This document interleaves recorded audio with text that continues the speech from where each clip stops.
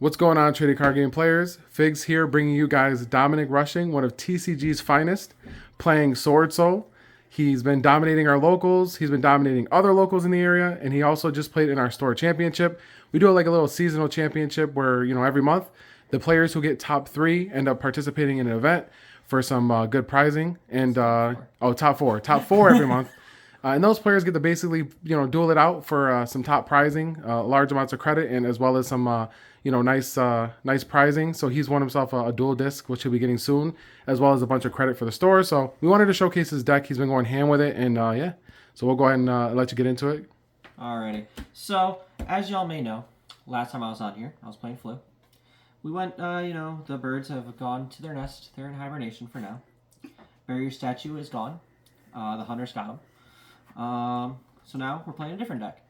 So now we're playing Swordsoul. First off, we'll go with the normal Swordsoul stuff. A little context about this deck. If you liked Orcust, you'll like this deck nowadays. Yes, the Orcust man. Orcust. We love Orcust. But first, without further ado, without wasting more time. Alrighty. We'll start off with the 3 Moye. Your best, in majority of situations, normal summon in the deck. Just just normal summon or special summon under certain circumstances. That does come up. Just reveal any Swordsoul name or worm and get the synchro token. Only thing that stinks about that is that when you're Boxia, it only gets to spin back 1 because they're both waters. But also being able to draw a card. The amount of times that I drew long one off Moye, it's pretty fucking insane. It's pretty good. Yeah. Next up, we have the 3 long one. He is not only how you get to 10s, he's also your time card. Discard another Swordsoul card or worm. Summon a token. When he goes to the graveyard for synchro material, burns your opponent for 1200.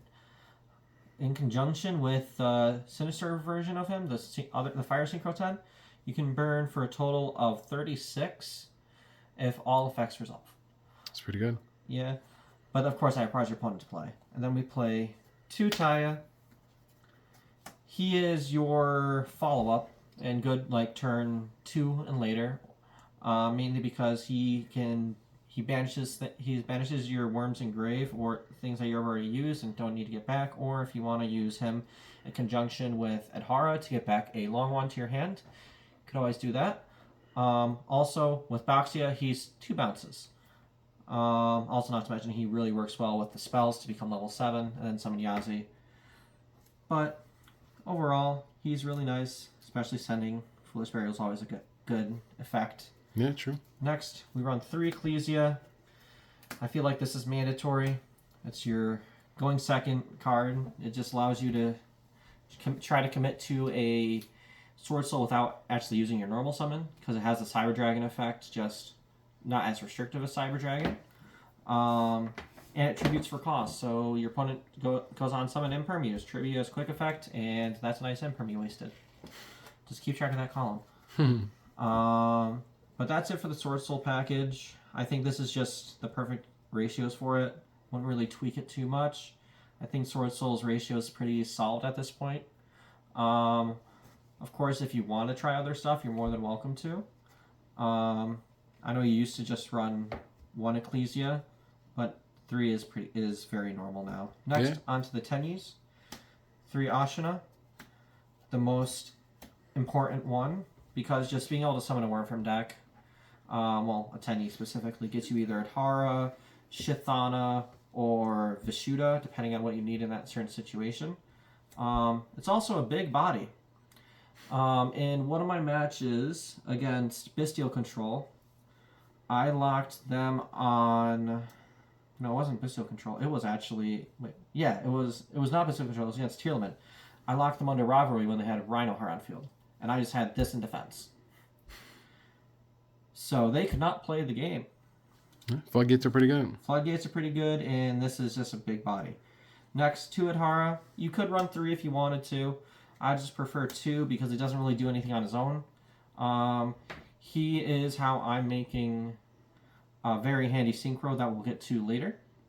He also recycles your worms. He can get any worm. It doesn't have to be a Tenyi. So like I was saying earlier, you can just always grab long one if you matched off Taya. Or you can grab a Moye if you want it to.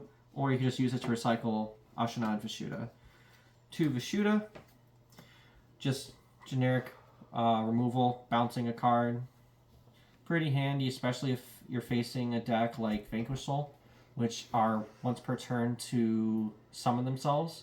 So if they summon themselves, you Vishuda, bounce back, they can't just summon themselves back.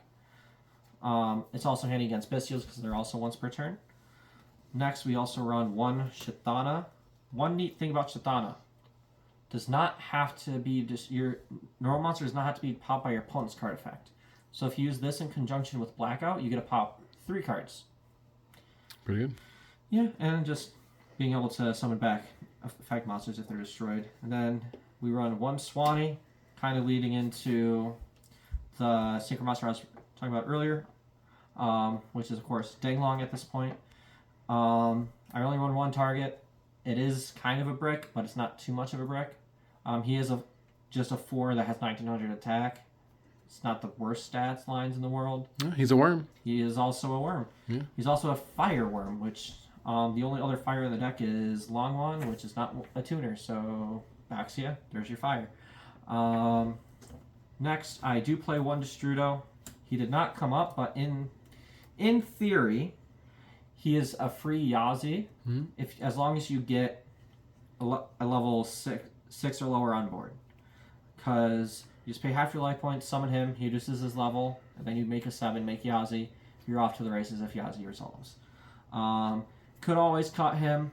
Definitely something to tweak around a bit with. But that's entirely up to y'all. Next, 3 Ash. This is the only monster hand trap I'm running. In the main deck, of course. But I think it's still the best hand trap in the format. Just because it hits so many different decks. You hit Branded, because Branded's still really good. You hit Vanquish Soul, stopping that Rise and Search. If they don't have anything to follow up after that, they're kind of in a bad spot. Hit Magnamut, stop that recursion. Hit Theosis, because Castor is still a thing. But overall, really good card. Really still, I think, should be in every main deck, if possible. Next, that's it for monsters, so we'll go on to spells. We're running 3 Emergence. Who says Rhoda is a bad card? Always love Rhoda. Not to mention, like I was saying with Taya, if you banish it, modulates level by 1. So you can always reduce Taya's level by 1 to make him a 3, and then synchro with the 4, make a 7. Or you could always do some weird shenanigans with level modulation. And then I run 1 Summit. Monster Reborn is also a good card. One thing to note about Summit is that if you do control a synchro, you can summon any worm from your graveyard. So you can summon back like a Draco Berserker, you could summon back Danglong if you really wanted to.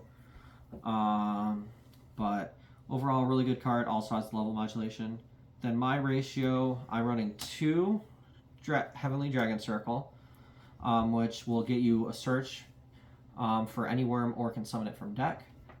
Just one thing to know, summon from deck negated, so you can't really just summon Moye, reveal, get all that.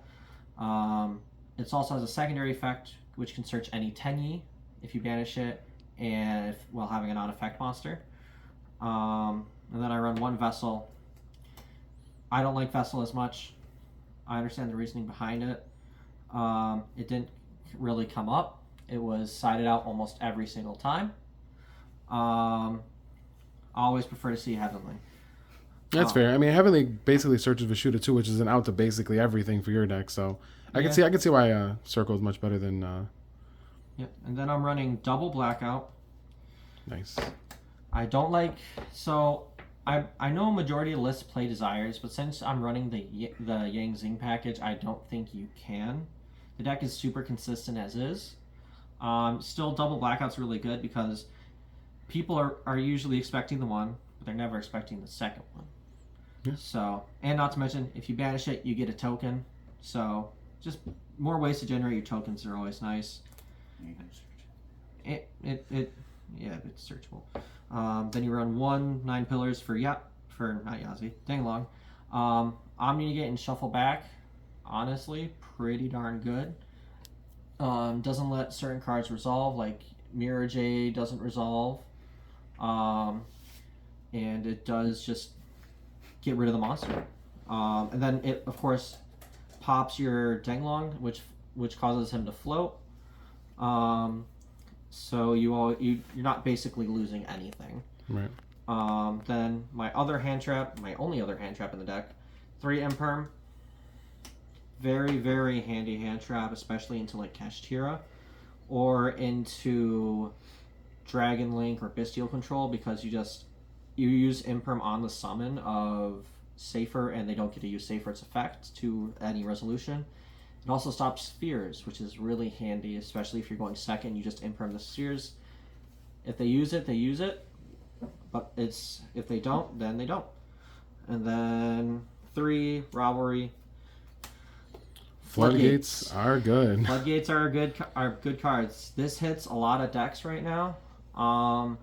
It hits Vanquish Soul pretty hard. They're all different types. It hits Kashtira because Kashtira, the main deck monsters may be Psychic except for Rise Heart, but a Rise Heart, the big baddie, is Machine. Yeah.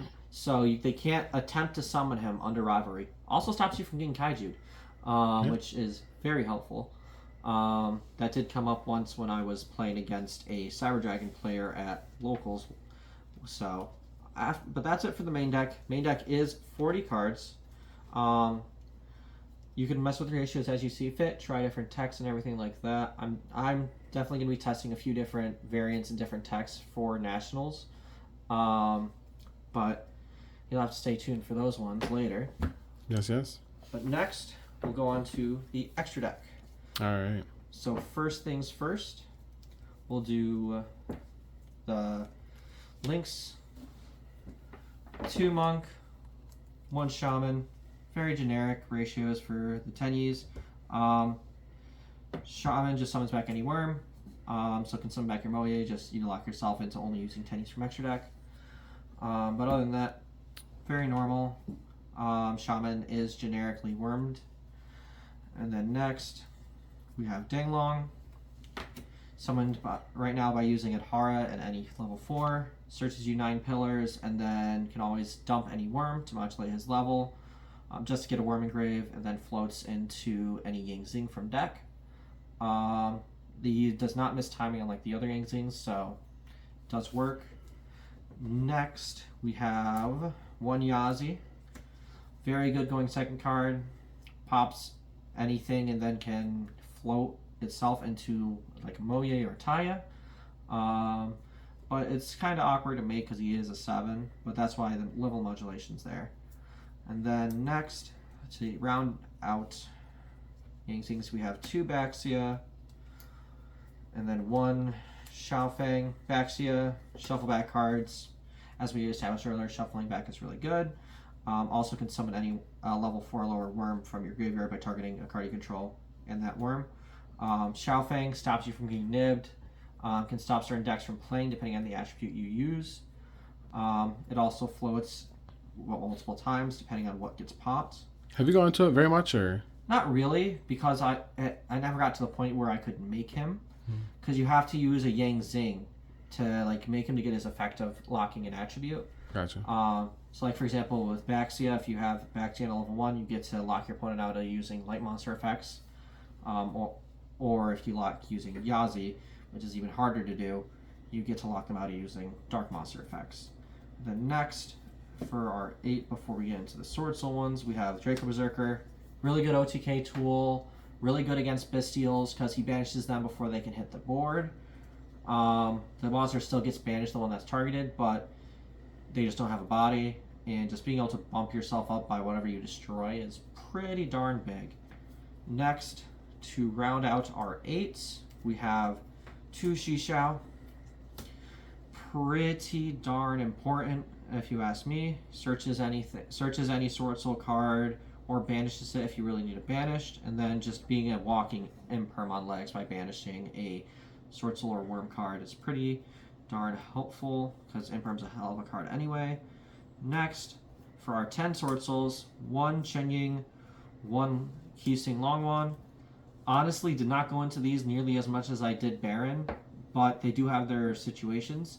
Cheng Ying is just a really big body majority of the time, and he has his own built-in protection, whereas Keysing is a burn card and is really good against decks that need their continuous spells or traps, like for example anything running Brave. Really does good against those kind of decks. And then we run one Ice Jade. This is the card that is more than likely going to end up getting cut. It didn't come up once.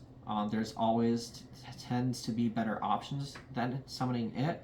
Its main usage is against Kashtira, but if you're facing Kashtira, you're more than likely going to be summoning Baron and trying to stop them from playing anyway, rather than letting them have a continuous body on board, which is the time where it comes up. It does not work against evenly matched, as I thought it did originally when I put it in here. So it kind of lost that value. And then last but not least, Baron de Fleur, best Synchro 10 in the game. Arguably one of the best synchros in the game in general. Yeah, pretty much. Once per turn you can pop something, and then it's just an Omni Negate on board that can also tag itself out into any level 9 or lower in your graveyard. So it could always tag out into a Moya if you want to get that synchro play off during your standby phase after you use the Omni Negate. Very helpful. Just overall really good card. Really easy to make in this deck. But that rounds out the extra deck. Definitely able to mess with ratios as you see fit if there's certain tech cards you want to do. But that is the extra deck. All right, and let's get into your side real quick. Yeah, side deck's pretty generic. So we run 3 Judgment. Old Man Say No. Turn around. Yes. Yeah. Old Man Say No. Mm-hmm. Just stopping a normal summon for a lot of decks is usually enough to stop them from actually doing anything that turn. Stopping evenly matched is very, very important. Or Dark Ruler. Didn't get Dark Rulered once, but you know, that card does tend to hurt. Next, 3 Evenly Matched. Really good going second card. Just being able to banish face down. Very few decks can actually get those cards back.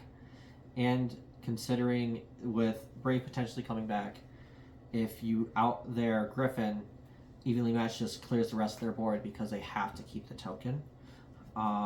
Next after that, I am running a lot of hand traps in the side deck. Depending on which matchup you are in, you definitely side them in. First is DD Crow. Anything that targets in the graveyard, DD Crow just immediately goes in. For example, Branded, stop that Branded Red, stop Branded Banishment, stop Albion. Just feels really good, and just stopping a lot of things is very important. Next, Troll and Lockbird. You can main it if you want. I personally like side decking it because there are certain matchups where it's kind of useless against. Like for example, one of the matchups that it's not too good against is Branded, depending on their variant. And then it's just like it just feels worthless at that point. And then last but not least, Nibiru, the Primal Being. Good old Nib. Good old Nibiruno. The amount of people that don't respect this card anymore is insane. Crazy. Has won me a few games, and it can easily keep you alive if your opponent goes for like an access code play or whatever. But very important hand trap. Not greatest in certain matchups, so that's why he stays in the side deck for now. But you can definitely find ways to main it if you really wanted to. Yeah, fair enough, fair enough. Definitely like the deck. Definitely glad to see you going ham on it as well, since, you know, nobody was really expecting you to jump on Swordsoul this format. But any other takes, any other shout-outs, anything you wanted to speak on the deck? So, first things first, we got a shout-out to our boy Jeff. He hooked us up with the deck. Well, majority of the deck. There's parts where I already had, mainly hand traps and such, but the deck itself, like the core, hooked me up with. Of course, shout outs to Johnny Vu from Buffalo, hooked me up with the Danglong and everything like that. If you're in Western New York and you need a Danglong, he's your guy. Shout out to Figs, Papa Figs. Appreciate it. Pretty much the wise man of our crew. If you get that reference, bonus points. Also shout outs to Millennium Games, our home store. Always striving to help us do our best, and keeping everything competitive. Other things to note about the deck. Definitely one of the engines that people want to try is a super heavy. Definitely going to be testing that out for a little bit though. Or definitely something to consider with Nats coming up around the corner, but you probably be on this for Nats as well. More than likely. I mean, I just feel like it's really consistent and can get the job done. No, it definitely is. Well, glad to see you went ham. We'll definitely have to hopefully see another profile at Nats and see how you do then. Yeah. Alrighty.